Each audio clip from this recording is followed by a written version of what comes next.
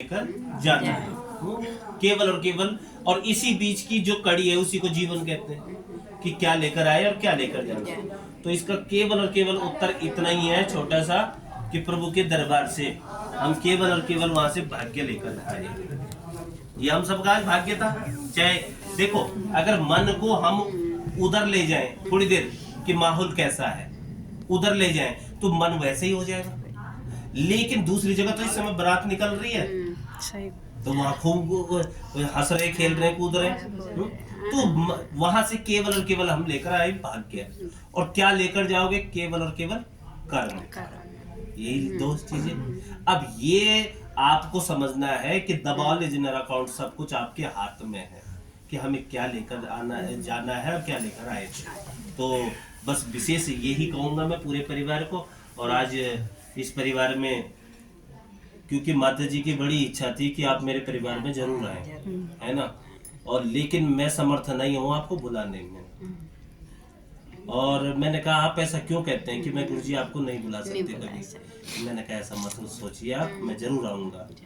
और वो मुझे एक बच्चे की तरह भी रखती थी कि तुम मेरे बेटे भी हो, क्या मेरे नाती से भी छोटे हो तुम, ये बोलती थी। और लेकिन मेरे गुरु हो, क्योंकि गुरु गोविंद दो खड़ी काको लागे पाए और बलिहारी गुरु आपने गोविंद दियो बताए। मैं तो जानती भी नहीं थी, पर हाँ इतना जानती थी, लेकिन उस जानने के कारण मैं पागल हो गई। तो मुझे अब सही रास्ता दो गुरुदेव। अगर आज तुमने सही रास्ता नहीं दिया तो मुझे मुक्ति नहीं मिलेगी, मुझे पता है। तो मैंने कहा ये किसने कि मैंने सुना है, मैंने आध्यात्म सुना है और मैंने ये देखा है कि गुरु बिन भवन निदिता रही न कोई। ये सूत्र उन्होंने दिया था कि बिना गुरु के तो अंधेरी ही रात है और गुरु बिन भवन निदिता रही न कोई। राम को भी उन्होंने कितना सुंदर आध्यात्म दिया मुझे कि आप बताओ मुझे उत्तर दो। मैंने कहा क्या उत्तर दो कि राम जी ने गुरु नहीं बनाए, क्यों ईश्वर थे। मैंने कहा कौन है उनके गुरु? कहा गुरु वशिष्ठ और विश्वामित्र। कितना ऊंचा आध्यात्म था माता जी का। और सुनो, तो मैंने कहा कि कृष्ण को बना लो। तो उत्तर देती है क्या कृष्ण के कोई गुरु नहीं थे? मैंने कहा कौन थे? कहा गुरु शांतिपनी गर्गाचार्य जी। तो कहा कि ये काम करते हैं कि कलयुग केवल नाम आधारा, सुमिर सुमिर नर उतर ही पारा।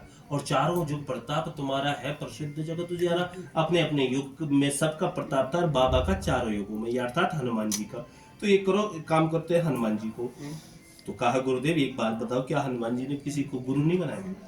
तो फिर उत्तर स्वयं देती है कि भगवान सूर्य नारायण ने ही हनुमान जी को सारा ज्ञान दिया, सारी शक्तियां। मैंने कहा आपका तो आध्यात्म, तो वही तो आध्यात्म कह रही हूँ कि मुझे दीक्षा दो दीक्षा दो दीक्षा दो। तो फिर मैं हुआ, मैंने कहा हाँ ठीक है माता जी कोई बात नहीं है।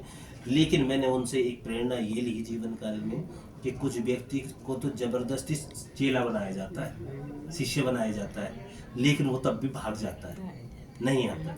लेकिन कुछ लोग मिली नहीं, लेकिन नामदान जिसको बोलते हैं हमारे यहाँ गढ़वाल में बागदान, लड़की से जब विवाह से पूर्व एक दान होता है वो बागदान करते हैं, वाणी का दान, जिसे आज की देर में रिंग सेरेमनी बोल लो, सगाई बोल लो या कुछ बोल लेते हैं हम।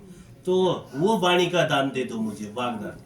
तो तब हमने कहा कि क्या आप इस तरह से, मैंने कहा कुछ शिष्य तो ऐसे भी हैं मेरे जिन्होंने लिया और वो भूल भाल गए, अर्थात भीड़ का हिस्सा तो बने। वो भीड़ में उन्होंने देखा चमचमा, अरे बढ़िया आसन है गुरुजी, बढ़िया बैठे हैं, खूब अच्छा सुना रहे हैं, हम भी दीक्षा ले लेते हैं।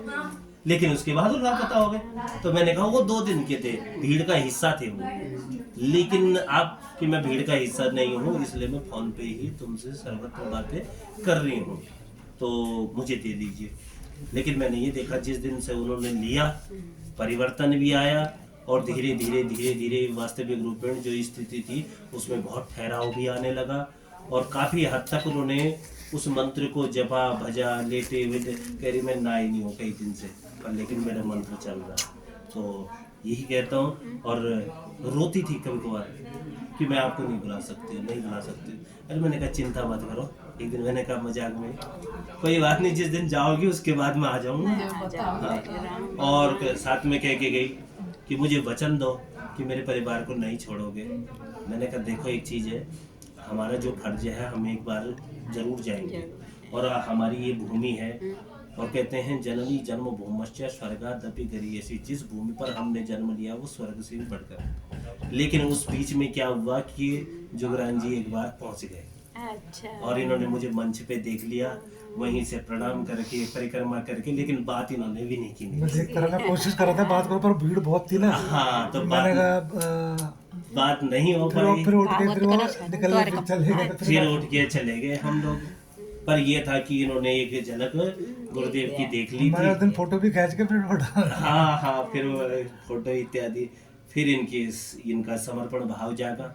तो हो सकता है कि आज माँ और पुत्र दोनों की आस्था हमको खींच लिया ही। कोई ना कोई प्रेरणा तो जगती है ना हमारे बीच में कोई, और नहीं तो बोलते कि आज नहीं यार, फिर कभी चले जाएंगे, फिर कभी चले जाएंगे। तो इस बीच में, और देखो भीष्म पितामह ने इस दिन के लिए 52 दिनों